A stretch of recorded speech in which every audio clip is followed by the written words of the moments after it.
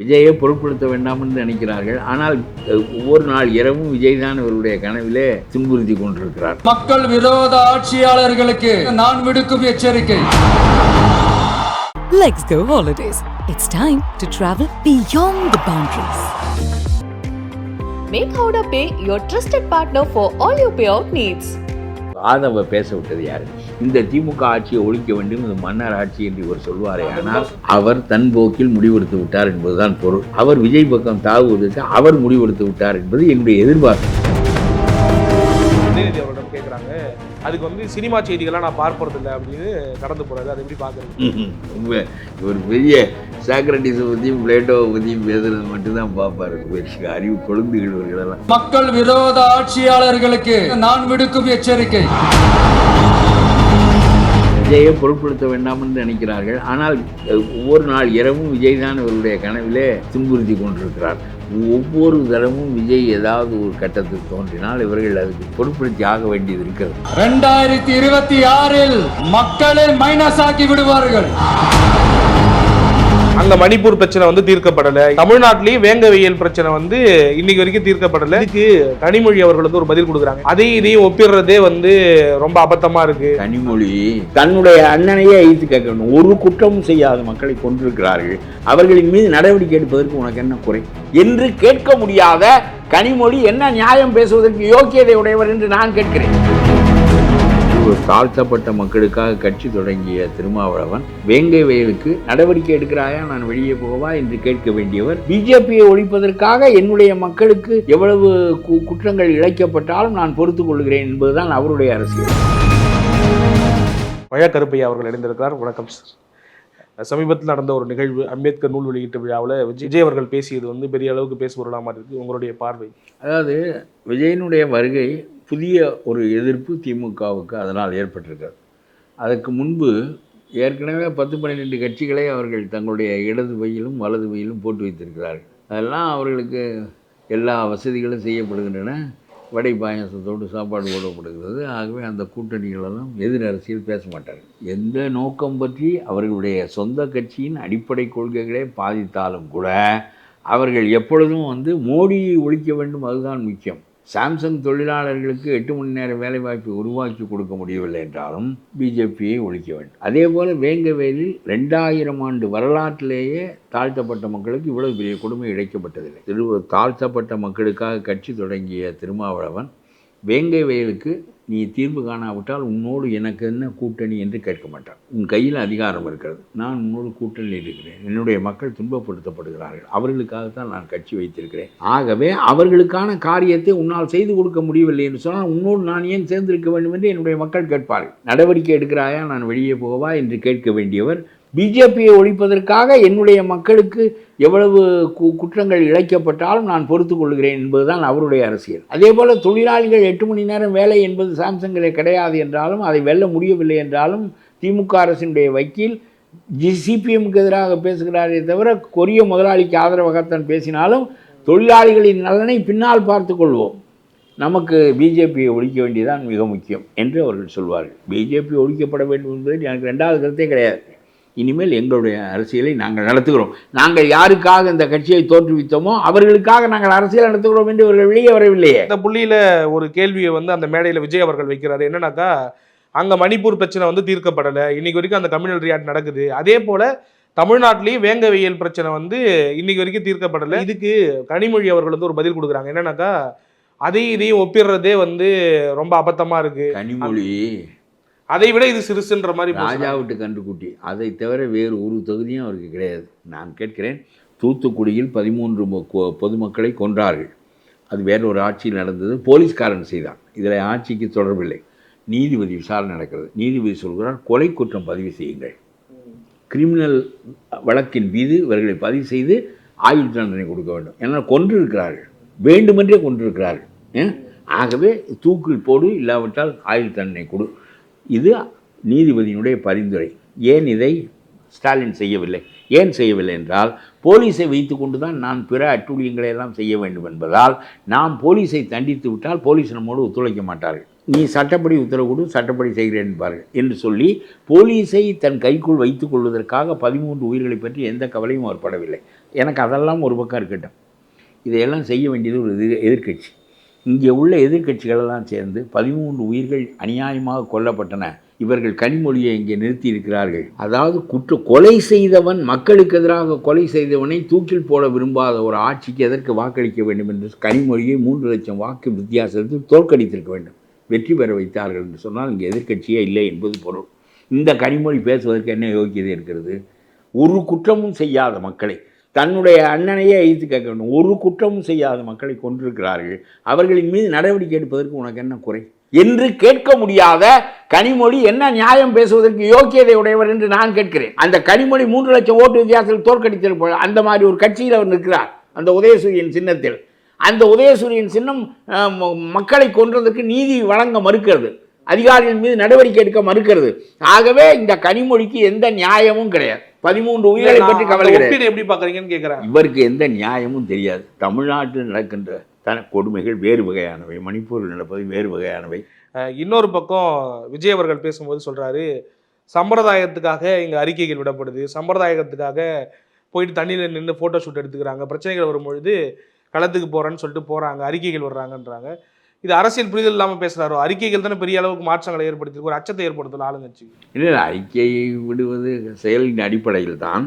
ஆகவே நான் சொல்லுகிறேன், களத்தில் நின்று அவர் அப்புறம் அவர் சம்பிரதாயத்துக்காக நாமும் செய்ய வேண்டியிருக்குது என்று தான் களத்திற்கு போகாது நியாயப்படுத்தி கொள்கிறார்.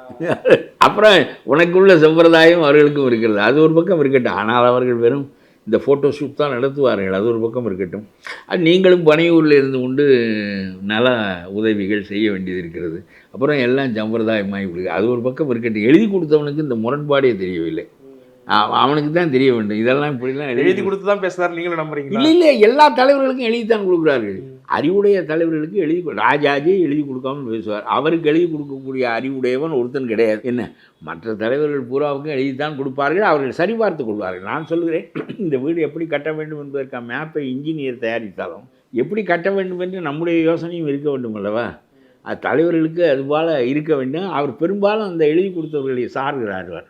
அதனாலே தான் இந்த முரண்கள் வருகின்றன. எல்லாரும் அப்படித்தான் சொல்லுகிறார்கள். நீ எழுதி கொடுப்பவனை மாற்றி என்று விஜயை பார்த்து சொல்வதற்கு காரணம், எவனோ ஒருவன் இதை செய்து கொண்டிருக்கிறான் என்ற அடிப்படையில் அவருக்கு அந்த முழுமையாக அந்த கள அரசியலுடைய புரிதல் இல்லையோன்ற ஒரு கேள்வி இருக்குல்ல. புதுசாக வந்துக்கிறதால இப்போ ராமதாஸ் அவர்கள் வந்து ஒரு அறிக்கை தெளிவாக தரவுகளோடு வெளியிடுறாரு அப்படின்னு சொல்லும் பொழுது அது வந்து ஆளுங்கட்சிக்கு ஒரு அழுத்தத்தை கொடுக்குது. அதே போல எதிர்கட்சி தலைவர் ஒரு அறிக்கை கொடுக்குறாருன்னா அது அழுத்தத்தை கொடுக்குது இல்லையா? இந்த புரிதல் கூட அவருக்கு இல்லையான்னு கேட்குறேன். அது எல்லாரும் சொல்லுகிறார்கள் எழுதி கொடுப்பவனை மாற்று என்று. அதனால் எழுதி கொடுப்பவன் மாறினால் விஜயினுடைய பேச்சு மாறிவிடும் என்பது போல தான் தோன்றுகிறது. இல்லை, ஒரு தலைவன் இந்த குடும்ப விவகாரம் மட்டும் இல்லை பாருங்கள். குடும்பம் என்றால் ஒரு 4-5 பேர் பற்றிய ஒரு நிலை, இது அப்படி இல்லை. இது நாடு. எல்லா விஷயங்களும், விவசாயம் பற்றி தெரிய வேண்டும், பொறியியல், எல்லாவற்றை பற்றி தெரிய வேண்டும் என்றால் பல அறிவுகள் நம்மோடு வந்து கலக்க வேண்டும். காமராஜெல்லாம் பேசி கொண்டிருக்கிற போதே பல யோசனைகளை பெறுவார். ரொம்ப நம்மோடு கூட பேசி யோசனைகளை பெறுவார். என்ன சொல்கிறா என்று கேட்பார். அதனுடைய பொருள், இவன் என்ன சொல்லுகிறான், அவன் என்ன சொல்கிறான், தன் யோசனை கொண்டு முடிவு செய்வார். எல்லாருக்கிட்டையும் சேகரிச்சுக்கிட்டு எல்லாம் சேகரிப்பார். காமராஜ் ரொம்ப காமன் சென்ஸை விரும்புவார், மக்களுடைய அறிவை பெறுவார். அவர் தான் மக்களோடு புழங்குகிறவர். ராஜாஜி அதில் சூப்பர் இன்டெலிஜென்ஸ், ஆகவே எவனிடம் யோசனை கேட்க வேண்டியதில்லை என்பது அவருடைய கருத்து. காமராஜர் எல்லாரோடும் பழகுவார். அது ஒரு பக்கம் இருக்கட்டும். நான் ஒன்று சொல்லுகிறேன், ஃபோட்டோ ஷூட் எடுத்துக்கொள்கிறேன். இன்றைக்கி KKS ராமச்சந்திரன் ஒன்று சொல்லியிருக்கார், விஜய் போனாரா இந்த வேங்கை வயலுக்கு என்று கேட்டிருக்கேன். இது என்ன கேள்வி? அதிகாரம் உன் கையில் இருக்கிறது, வேங்கை வயலுக்கு நடவடிக்கை எடுப்பாயா? அதை விட்டு நடவடிக்கை எடுத்தால் மக்களுடைய பிரச்சனை தீருமா? அதை விட்டு இவர் போனாரா அவர் போனாரா? இது என்ன எல்லாம் கோயில் திருவிழாவா? நீ வந்தாயா கோயிலுக்கு? கும்பாபிஷேகம் நடக்கிறது வந்தாயா? நீ என்ன இந்த கோயில் தீர்வை தேடக்கூடிய இடத்துல நீங்கள் தான் இருக்கீங்க அப்படிங்கிறது தான். நீ தான் அதிகாரத்தில் இருக்கிறாய், நீ நடவடிக்கை எடுக்க. இப்போ KKS ராமச்சந்திரன் யோக்கியமானவராக இருந்தால் தன்னுடைய அரசு இதற்கு நடவடிக்கை எடுக்க வேண்டும் என்று சொல்ல வேண்டும். அதை விட்டு விஜய் போனாரா என்று கேட்பதில் என்ன பொருள் இருக்கிறது? விஜயிடம் என்ன இருக்கிறது? போய் பார்த்து விட்டு வரலாம். அது ஒரு ரிச்சுவல், அது ஒரு சம்பிரதாயம், அவ்வளோதான். ஆனால் விஜய் செல்வதற்கு வேறு ஒரு அழுத்தம் இருக்கிறது, நான் பார்க்கிறேன், நான் அதை சொல்லுகிறேன். ஆனால் இது மாதிரி தான் பேசுவார். உடனே அவர் 200 கேட்குறேன், இருமாப்போடு 200 தொகுதிகளை வெல்வோம் என்று சொல்கிறீங்க. இருமாப்பை தவிர என்ன இருக்கிறது? அதிகாரம் இருந்தால் ஸ்டாலினுக்கு இருமார்ப்பு, அதிகாரம் இல்லை என்றால் நீ இருக்கின்ற இடம் வேறு சுருங்கி போய்விடுவீர்கள். 10 ஆண்டுகள் அதிகாரம் இல்லாமல் இல்ல இருந்தீர்கள். அப்ப உங்களுடைய தகப்பனுடைய புலம்பல் எவ்வளவு புலம்பல், உங்களுடைய புலம்பல் எவ்வளவு புலம்பல், விஜயகாந்துக்காக காத்திருந்த நாட்கள் எத்தனை. ஆகவே அதிகாரத்தில் இருந்தால் ஒரு பேச்சு. இப்போ இவர் சொல்கிறார் 200 என்றார், இவர் நீ ஒழிக்கப்பட்டு விடுவாய், மைனஸ் ஆகி விடுவாய் என்றார். உடனே 230 நாள். இதை பத்திரிகைகள் தினந்தோறும் போடுகின்றன. பெரிய இதில் என்ன செய்தி இருக்கிறது? இல்ல அவங்க ஆளுங்கட்சியா இருக்கிறாங்க இத்தனை ஆண்டு காலம். இந்த அரசியலில் மக்களுக்கு நன்மை இருக்கிறதா என்று கேட்கிறேன். 200 வெற்றி பெறுவேன் உடனே ஒரு நம்பிக்கை தானே அது, நம்ம மக்களுக்கு நல்லது இந்த செஞ்சிருக்கிறோம். பத்திரிக்கைக்காரன் பெருசா போடுறான். நான் 1000 செய்திகள் அறிவுபூர்வமாக பேசுகிறேன். எவனா போடுகிறானா? என் பேரை கூட போட மாட்டான். கருப்பு என்ற நிலத்தை போட்டால் கூட இவன் பேரும் சேர்ந்து வருகிறது என்று போட மாட்டேன். அது போகிறேன். இல்ல அது ஒரு நம்பிக்கையினுடைய வெளிப்பாடா பார்க்கலையா நீங்க? ஒரு 200 தொகுதியில் நாங்க வெல்லுவோம் அப்படின்னு சொல்றது, நாங்க செயல் திட்டங்களை கொடுத்துருக்குறோம், அதனால 200 தொகுதியில் வெல்லுவோம் அப்படின்னு போருக்கு புறப்படுகிற மன்னன் எவனாவது நான் தோற்பேன் என்று சொன்னதுண்டா? அதே மாதிரிதான் அவங்களும் அணுகுறாங்க. இல்ல விஜய் எதிர் மன்னன் இவன் வெல்வான் என்பதை ஒப்புக்கொண்டதுண்டா? அதனால இவர் வெல்வோம் என்று இவர் சொல்லுவார், நீ தோற்பா என்று அவர் சொல்வார். 2 பேர் பேசுகின்ற பேச்சும் வெட்டி பேச்சு. அதாவது இப்போ விஜய் அவர்கள் பேசி முடிக்கிறாரு. பேசி முடிச்ச உடனே இது குறித்த கேள்வி வந்து திமுகவை சார்ந்தவரிடம் கேட்கப்படுது. குறிப்பா உதயநிதி அவரிடம் கேட்குறாங்க. அதுக்கு வந்து சினிமா செய்திகள்லாம் நான் பார்ப்பதில்லை அப்படின்னு கடந்து போறாரு. அதை எப்படி பாக்குறீங்க? ரொம்ப ஒரு பெரிய சாக்ரட்டிஸை பற்றியும் பிளேட்டோவை பற்றியும் பேசுறது மட்டும்தான் பார்ப்பார். அறிவு கொழுந்துகிறவர்களெல்லாம் இதெல்லாம் சும்மா பேச்சு. அதாவது விஜயை பொருட்படுத்த வேண்டாம் என்று நினைக்கிறார்கள். ஆனால் ஒவ்வொரு நாள் இரவும் விஜய் தான் இவருடைய கனவிலே துன்புறுத்தி கொண்டிருக்கிறார். அதனாலே நாங்கள் அதையெல்லாம் பார்ப்பதில்லை, பொருட்படுத்துவதில்லை என்று சொல்லிக்கொண்டே இருக்கிறார்கள். ஒவ்வொரு தரமும் விஜய் ஏதாவது ஒரு கட்டத்தில் தோன்றினால் இவர்கள் அதுக்கு அதை பொருட்படுத்தி ஆக வேண்டியது இருக்கிறது. ஏதோ ஒரு வகையில் ஒரு ஃபேக்டராக உருவாகிட்டு இருக்காரு, அரசியல் ஃபேக்டராக உருவாகிறாரு. இவர் வெற்றி பெறுவது பெறாது என்பது இவருடைய ஆழமான வெற்றி மடமாற்றக்கூடிய இடத்துல இருக்காரோ? இல்லை அது தெரியாது. குழப்பி விட்டால் அது ஒரு அச்சம் இருக்குல்ல. இவர்கள் போய் விடுவார்கள். இவர் எடுக்கின்ற நடவடிக்கையால் இவர் ஆட்சிக்கு வர முடியாவிட்டாலும் திமுக போய் விடுமானால் திமுக இடம் தானே, அவர்களுக்கு முடிய விடுவார்களே, அதுதான் அச்சம். அதனால தான் இந்த கூட்டணி கட்சிகளெல்லாம் அவரை விட்டு வருவதற்கு அஞ்சுகின்றன. புதிய ரிஸ்க் எடுப்பதற்கு திருமாவளவன் பயப்படுகிறார். நல்லதோ கெட்டதோ ஒரு 2 எம்எல்ஏ நம்ம இப்போ பயமுறுத்தி நம்முடைய இவர் வைத்ததினாலே இவர்களுக்கு ஏற்பட்ட நன்மை என்ன என்றால் பேரத்தை கூடுதலாக பேச முடியும். நம்ம திருமாவளவன் பேரத்தை கூடுதலாக கேட்க முடியும். இந்த ஆதவ பேச விட்டது யார்? கூட்டணி கட்சியை பற்றி அந்த கட்சி முடிவெடுத்து திமுகவோடு இருக்கும்போது இந்த திமுக ஆட்சியை ஒழிக்க வேண்டும், இந்த மன்னர் ஆட்சி என்று இவர் சொல்வார். அந்த விமர்சனங்கள்லாம் எப்படி பார்க்குறீங்க? அவர் தன் போக்கில் முடிவெடுத்து விட்டார் என்பதுதான் பொருள். இதில் ஊசலாட்டத்தில் இதை கொஞ்ச நாள் வரையில் ஏன் திருமாவளவன் ஆதரித்தார் என்றால் பேரத்தை கூட்டுவதற்கு அது பயன்படும் என்று ஆதரித்தார். பிறகு முதலுக்கே மோசம் வந்துவிடும் என்கின்ற நிலைமை ஏற்பட்டு திமுக காரன் ஒன்று என்னோடு இல்லாவிட்டால் அந்த பக்கம் இருக்கின்ற நெருக்கடி கொடுக்க தொடங்கிய பிறகு இப்பொழுது ஆதவ் மேல் நடவடிக்கை எடுத்து விட்டார். நான் சொல்கிறேன், ஆதவும் நடவடிக்கைக்கு எதிராக இசைவாகத்தான் இந்த பேச்சை பேசியிருப்பார். அவர் விஜய் பக்கம் தாவுவதற்கு அவர் முடிவெடுத்து விட்டார் என்பது என்னுடைய எதிர்பார்ப்பு. இப்போ விஜய் அவர்கள் பேசினதுக்கப்புறம் அவருக்கு மேலே வந்து கடுமையான விமர்சனங்களை வச்சுருக்காங்க. அதை பார்த்தீங்களான்னு தெரியல. குறிப்பாக வந்து தற்கூரி அப்படிங்கிற மாதிரி எல்லாம் அமைச்சரே வந்து பேசுகிறாரு விஜய் அவர்களை. இதை தாண்டி வந்து நிறைய தற்கூரிகள் தான். அவர் என்ன இவரை தற்கூரி என்று சொல்கிறார்? ஒரு அமைச்சர் மோர் எஜுகேட்டட் மேன் என்று ஒரு ஆளை சொல்லுங்க பார்க்கலாம். ஒரே ஒரு ஆள் இருந்தார், இந்த பள்ளிமேல் தியாகராஜ். அவர் தன்னுடைய உரிமையை விட்டுவிட்டு சாதாரண மந்திரியாக இருந்தால் போதும் என்று முடிவு செய்தன்று அவருடைய படிப்பின் பயனை இழந்து விட்டார். அவ்வளோதான். ஆள் யார் இருக்கிறார் என்று சொல்லுங்கள். இல்லை, விஜயினுடைய விமர்சனத்தை வந்து அந்த அளவுக்கு சீரியஸாக எடுத்துக்கிட்டு அவங்க வந்து பேசுகிறாங்களா? ஆமாம், உறுத்துது, உறங்க முடியாது. என்ன காரணம் என்றால் எதிர்த்து பேசுவதற்கே ஆள் இல்லை.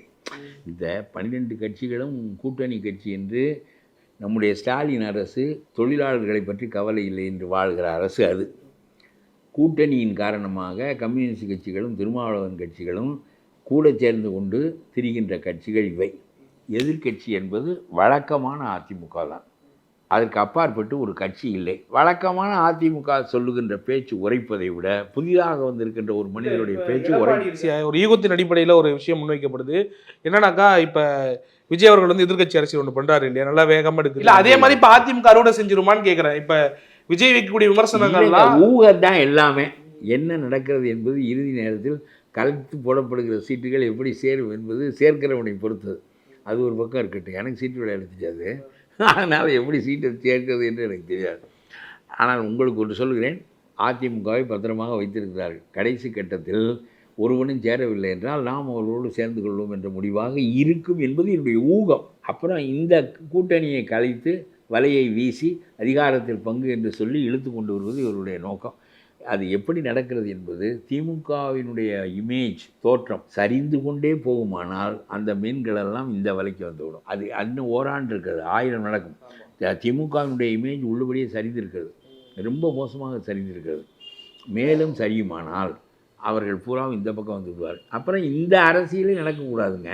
நான் சொல்கிறேன், விஜய் என்பவன் புதிய சமுதாயத்தை உருவாக்குவதற்கு முயல வேண்டுமே தவிர தன்னுடைய கட்சிக்காரர்களை பார்த்து ஊழல் மிகுந்த தமிழ்நாடு, ஊழலால் புறையோடி இருக்கிறது 50 ஆண்டு காலமாக, நாம் ஊழலை அகற்ற வந்திருக்கிறோம், நீங்கள் ஊழலற்ற மனிதர்களாக இருக்க வேண்டும் என்று நான் எதிர்பார்க்கிறேன் என்று சொல்ல வேண்டும்.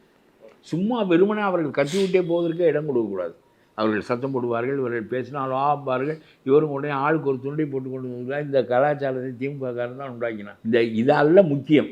நான் சொல்லுகிறேன், ஊழலை புறையோடி போன தமிழ்நாட்டை இதிலிருந்து மீட்பதற்கு முயலுகிற முதலில் நாம் தூய்மையானவர்களாக இருக்க வேண்டும். ஆகவே நான் என்னுடைய கட்சிக்காரர்கள் அத்தனை பேரையும் தூய்மையானவர்களாக நடந்து கொள்ள தகுதி உடையவர்கள் மட்டும் என் பின்னால் வாருங்கள், மற்றவர்கள் உங்களுடைய வேலையை பாருங்கள் என்று சொல்லுகிற தன்மையை இவர் பெற்றால்தான் அந்த இடத்தை அடைய முடியும். அதை சொல்வதற்கு அவர் தயாராக இல்லையே. நீங்கள் பிரமாணம் எடுக்கிறீர்கள், நெஞ்சில் இப்படி பிரமாணம் எடுப்பது அமெரிக்க முறை, நம்முடைய முறை என்பது சூடதை மாற்றுவது. அது ஒரு பக்கம் இருக்கட்டும். நீங்கள் அவர்களிடம் அன்றைக்கே சொல்லியிருக்க வேண்டும், நாம் ஒரு பெரும் புரட்சியை, காந்தி காலத்து புரட்சியை ஏற்படுத்த விரும்புகிறோம். 50 ஆண்டுகளாக நாரி போயிருக்கிறது தமிழ்நாட்டு அரசியல். இவர்களுக்கு மாற்றாக நாம் அமைய வேண்டுமென்றால் இவர்களுக்கு வேற்றானவர்களாக நாம் இருக்க வேண்டும். இவர்களைப் போலவே நாமும் இவனோடு சேர்ந்து அவனோடு சேர்ந்து அதிகாரத்தை அடைவோம், 200 அடைவோம், 300 அடைவோம், நீ அடைய மாட்டாய் நான் அடைவேன் என்று சொல்வதெல்லாம் வெட்டி பேச்சு. இவையெல்லாம் வெறும் ஊகங்கள். இந்த பேச்சுக்களால் செய்தித்தாள்கள் நிரம்புகின்றன. செய்தித்தாள்களில் இந்த மாதிரி முட்டாள்தனமான பேச்சுக்களுக்கு 3 காலம் கொடுப்பார்கள். நாம் எவ்வளோ அறிவாக பேசினாலும் அவர்கள் ஏன் என்று கண்டுகொள்ள மாட்டார்கள். இதுதான் நிலைமை. பொறுத்திருந்து பார்ப்போம் சார் என்ன நடக்குதுன்ட்டு. நன்றி. Let's go holidays. It's time to travel beyond the boundaries. Make Howrah Pay your trusted partner for all your payout needs.